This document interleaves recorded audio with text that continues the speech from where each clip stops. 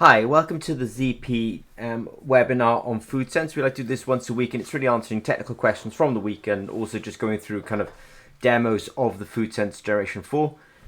If you ever look at the website, you'll see that we kind of have chili and ginger actually called out on the website. But it's probably worth saying that we also have caffeine added to it now as well. And so there will be a few caffeine demos brought in this evening. So as I say, this is our kind of weekly webinar, and we like to kind of answer questions that are coming during the week. I've listed the questions out here, so I'll be testing some coffee shortly. I appreciate that people are very used to us testing the capsaicin or the Scoville heat unit of chilies on this, let's say, channel and this particular video list. So I will be talking about testing some whole chilies. In fact, we put two videos up this evening, testing whole chilies and testing chili powder. So I'll be linking to those. The reason I'm not doing all these three things live is it will just be a really long video. So I'm going to link to them instead. So you can look underneath the description and find out how to test a whole chili or find out how to test a chili powder. And also just make sure that people understand that when they're using the FoodSense Generation 4, every time we run the system, it actually sends data to the cloud, and that's really useful. It's super useful. So this is not just like a sort of rapid ingredients testing device that can do chili, ginger, and caffeine. When caffeine, you can talk about coffee, energy drinks, and tea, for example. But also, it does actually take the data to the cloud, and that is a very useful thing. In fact, it's got a system called Djuli, which I will be using this evening as well as part of the kind of demonstration. All right. With that said, I shall go on to doing testing coffee now. So let me just say what I've got in front of me is the FoodSense Generation 4. I'm just going to put a caffeine sensor onto this. I'm going to go quite quickly and test quite a few things live. You will find on this channel that we're actually testing beverages. When I say beverages, we'll take the coffee, for example, and we will actually put it into hot water and make a drink, and then test the caffeine in the drink. Now, what I'm doing tonight is actually just showing you that we can also test the caffeine kind of at the powder level as well. Now, admittedly, I'm using decaf here, decaffeinated instant coffee. And it's just because it's really simple to weigh out. It's already kind of quite, you can see how quickly it's in a sort of powder format, so I can kind of weigh it out quite quickly. I'm actually just weighing out 50 milligrams here on this little balance. And it also dissolves up quite quickly as well. So when you're doing a demonstration, I know people will complain, and in fact, I just want to get that. There we are. That's just about 50 milligrams. It's actually about 51 milligrams, but forgive me for that. You'll see something interesting in a minute, because I'm actually going to mix up two different coffees. One of them is, in a minute, I'll mix up two coffees. And first of all, this is the first one I've actually just weighed out there. I'm just going to show you quite quickly. This is decaffeinated coffee. So you can sort of have a guess at what the caffeine level is in that decaffeinated coffee. What I'm going to do is I'm just going to get that into a vial really quick. So I'll take one of these vials. I'm sort of showing you the workflow, just in case you're kind of a manufacturer of energy drinks or even a manufacturer of instant coffee, maybe a manufacturer of some sort of energy supplement or something. So I've put the coffee in there, 50 milligrams. I'm just going to grab 1 milliliter of the buffer. So I will go in here, grab 1 milliliter of buffer. I'm just going to hold up the buffer for you for a second. The kit comes with this. This comes with 500 milliliters of this. So you can imagine how many tests you can get out of that. So I'll just put that into there. And now just out of shot, I might actually pull it into shot. I actually have a vortexer. Because what I'm going to do is I've got this suspension now of this decaffeinated coffee in 1 mil of buffer, and I'm just going to vortex. I'll bring the vortexer just into shot. It's just sort of on the edge of your view there, let's say. It's just it vibrates so quickly that it just it just homogenizes or helps this to dissolve. I mean, it's not really truly a suspension. I would call that a slurry. And in fact, I can even see some bits in there now, so I'm just going to give that a bit more. What's really interesting is in a bit I'm going to mix some decaf coffee with some instant coffee. And because they're slurries that I'll be mixing, you're actually going to find out that they don't mix in a sort of one-to-one. But you'll see what I mean when I actually do the test. So that will, let's say, do for the context of testing how much caffeine is in that. I'm just going to put a clean pipette tip. I'm going to put 50 microliters. Let me hold that up quite quick. 50 microliters onto the sensor, which I'm doing. That's what's really wonderful about the kind of science that we practice at Zimmer and Peacock, that it doesn't have to be super clear.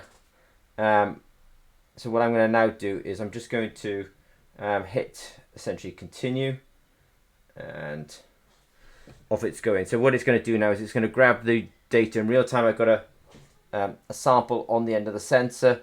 The instrument is running. It's decaffeinated coffee powder I'm testing. I'm testing it at the coffee powder level. I'm not testing at the beverage level. We're also capable of testing, let's say you made a drink out of the coffee. So, you took like 2 grams of coffee and you extracted it into sort of about 240 mils of hot water. That would be making a drink. And then you can appreciate that the caffeine level, the total caffeine is the same, but it's distributed or dispersed within that 240 mils. So we are able to do that kind of testing as well. So what it's come back with now, it says naught, it says milligrams per gram naught.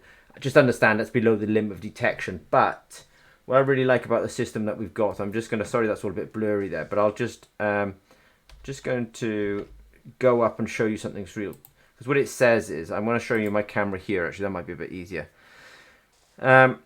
So it says upload complete, milligrams per gram. So in that decaffeinated coffee, now you can contrast this in a minute because I'll run some caffeinated coffee. And you can sort of contrast that with that. I'm just going to go to, not to there, but I'm actually going to go to here. I just want to do a quick refresh. So forgive me for a second while I just do a quick refresh on this. And now I can see my coffee decaf powder. I can see time and date. So if you're a manufacturer, a quality manager, etc., I can absolutely see that, and you can contrast this with the caffeinated version in a minute. The signal I'm looking for is in this region, and I cannot see the signal. It's flat, it's down in among the noise, which is not surprising with something that's advertised itself as decaffeinated. So that's the decaffeinated. I'm going to put this slurry to the side. I want to come back to this in a minute. And what I'm going to now do is I'm going to change cameras, and I'm going to prepare. I'm going to take some instant coffee. I did have the same brand before now, but in fact this is a different brand. This is just a supermarket brand. I'll just turn that on. I'm going to try and get 50 milligrams as well. What's interesting, for me is that I realize that these two coffees have different grain sizes, or different particle sizes, and maybe a better word for it. They're not really crystals, they're not really grains, they're actually sort of particle sizes. So in fact, when they form a slurry, they don't form the identical slurries. The slurries probably even have different densities, and so they don't mix in a sort of an ideal one-to-one kind of manner. But I'll show you what it does. But it is also quite informative for people who are trying to kind of think about actually blending different levels of caffeinated materials. Now I've gone over slightly there. I'm just going to try and take it off just a little bit. Just take off a little bit. Take off a little bit more.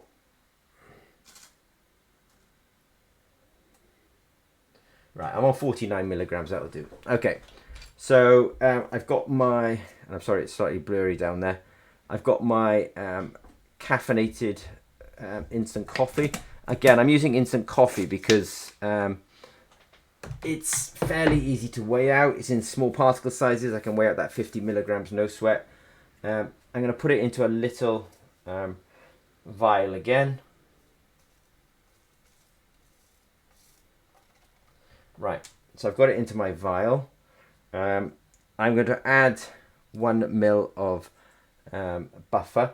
Now what we're doing here is I'm measuring it at the powder level. So when I talk about milligrams per gram, I mean within those powders.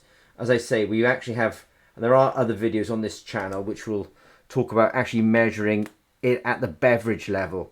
You know, you've made a cup of tea, or you've made a cup of coffee, or you have a Monster energy drink, or a Red Bull energy drink. So there, the caffeine levels are lower, but it's because it's dispersed throughout the either the can in terms of the energy drink, or throughout the drink in terms of a tea or a coffee. Right. So I've just vortexed that. I'm just going to, I want to name it in my app so that I can actually find this data later on. So this is not going to be decaf, this is going to be caffeinated. Coffee, caf, that'll help me find it. I'm going to take the sensor off, throw that to the side.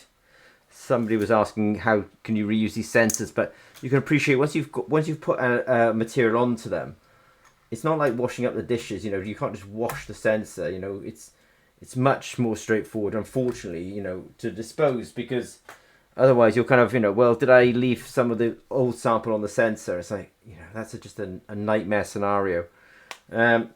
So what I'll do now is I'm just going to take 50 milligrams. Again, I really like this system because it's not like I have to filter the sample or centrifuge the sample. Honestly, so many analytical systems just require so much sample prep. I mean, done, right? You know, that's what people have got the time to do. I haven't got time to mess around. Right, so now I am running the assay again. And this time we're running it on instant coffee. Again, I know that purists will just sort of laugh and criticize, and it's fine. It's just, it's easy to weigh out, easy to handle. It's just, you know, we can dissolve it up pretty quickly.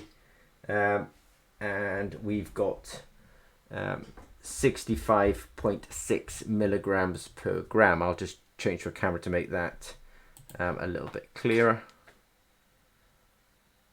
So that's what is in the instant coffee. Now, I'm just going to share my screen with you now. So let's look at, this was the decaffeinated coffee.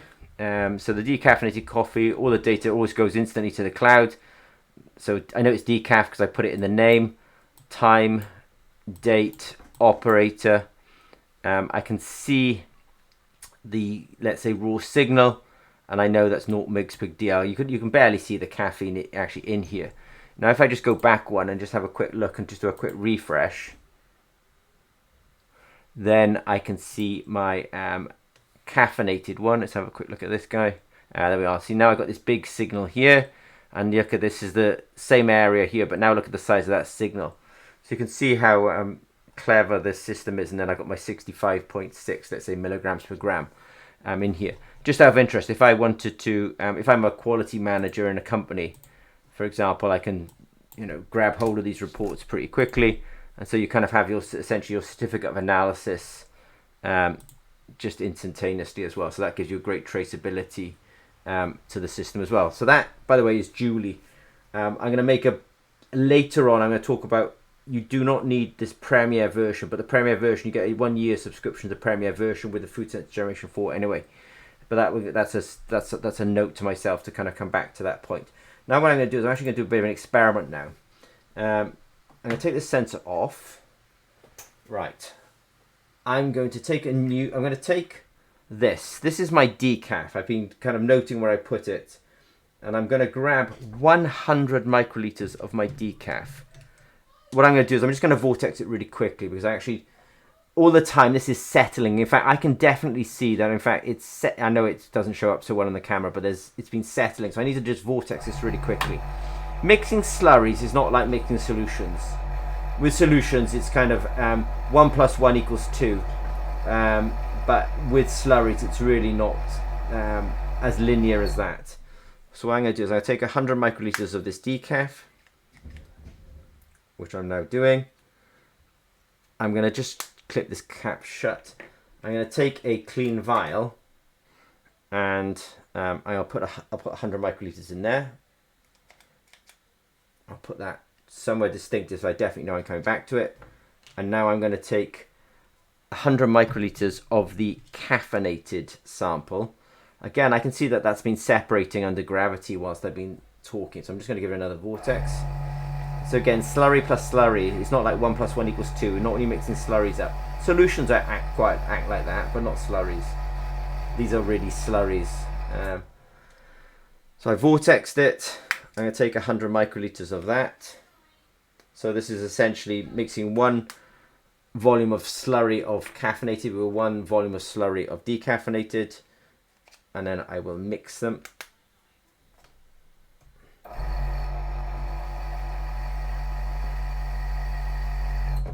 Right, so I'll just put this down for. I'm just going to put this down for 1 second whilst I just set up the software so I can actually find that.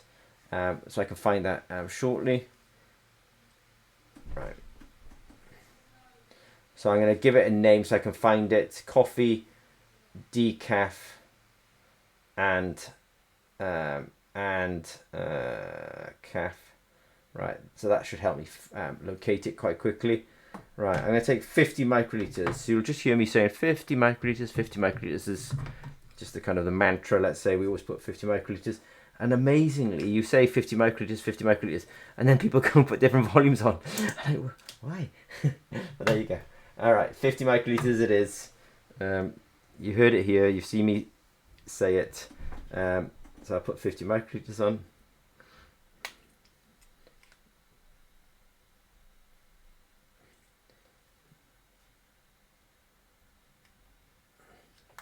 And then I'm going to hit continue, start, and off it goes. So now this is a kind of, like I say, it's not always linear with slurries. Slurries do not act like solutions. So, but I've mixed up decaf with calf. I was thinking about doing powders, but then I thought, oh no, powders are even worse. When you've got 2 powders that are not identical and you try to mix them up, it's even worse. So what I've got there is 39.2. I think I measured it at 66 milligrams. In fact, I've got the data in front of me and we can look back at it. But I think I measured the calf at 66 milligrams, was 65.6. So 65.6 round that up to 66. So 33. So we're expecting, if it was 1-for-1 mixing, we'd get this kind of 33.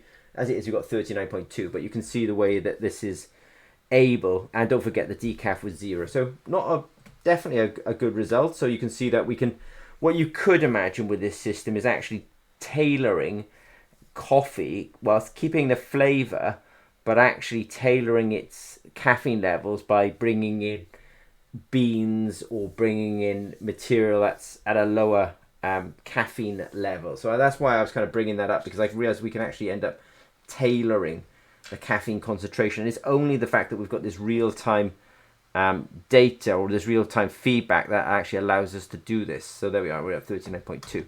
Now what I'm going to do then is just go back to the screen up here and just run you through that a little bit. So if I go to reports, I'll just do a quick refresh here. So this is what the Cafe Decaf looks like. This is the really cool thing. See, it's the numbers are not, the numbers are coming literally from the raw signal for caffeine. So I can see the raw signal for caffeine. I'm not trying to make you all these kind of, this particular type of science, but it does give you this sense of what's going on.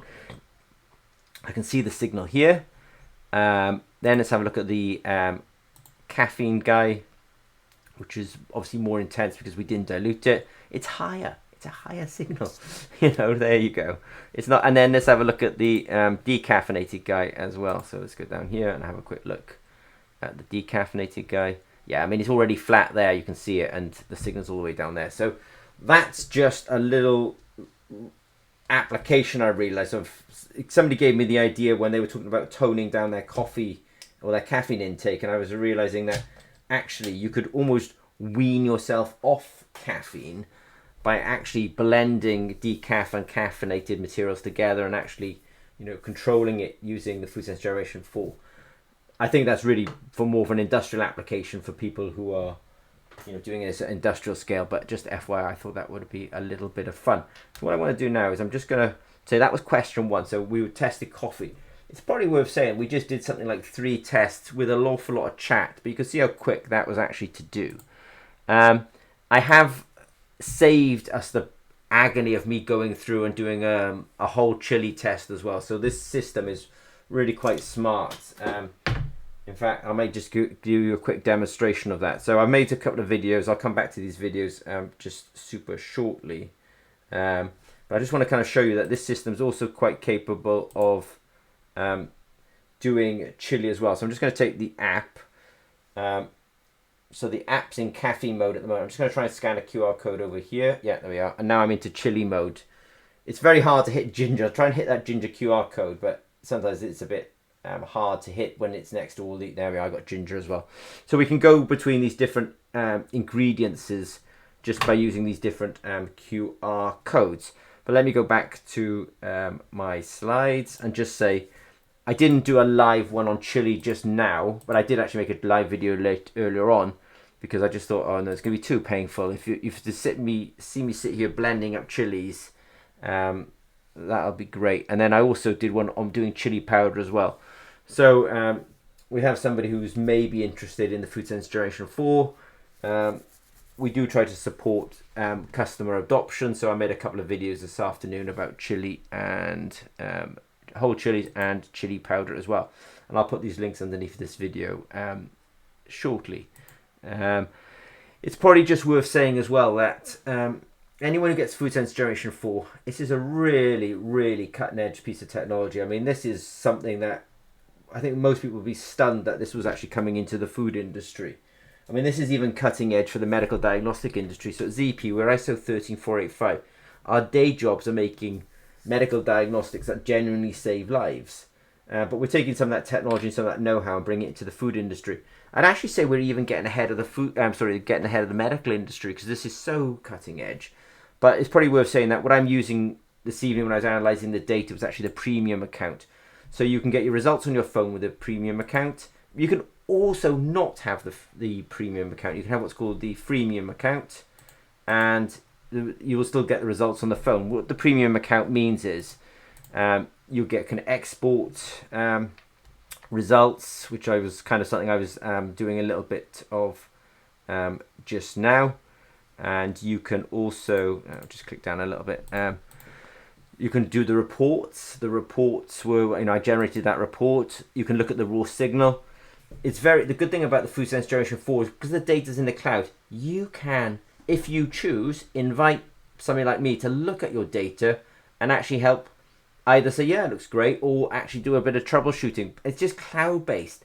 None of this flipping emailing of data and somebody trying to write a description. It's just like, just send me a link. I'll click the link. It will then ask you to grant me access. You grant me access. I can look at the data and, give you real-time comment on it.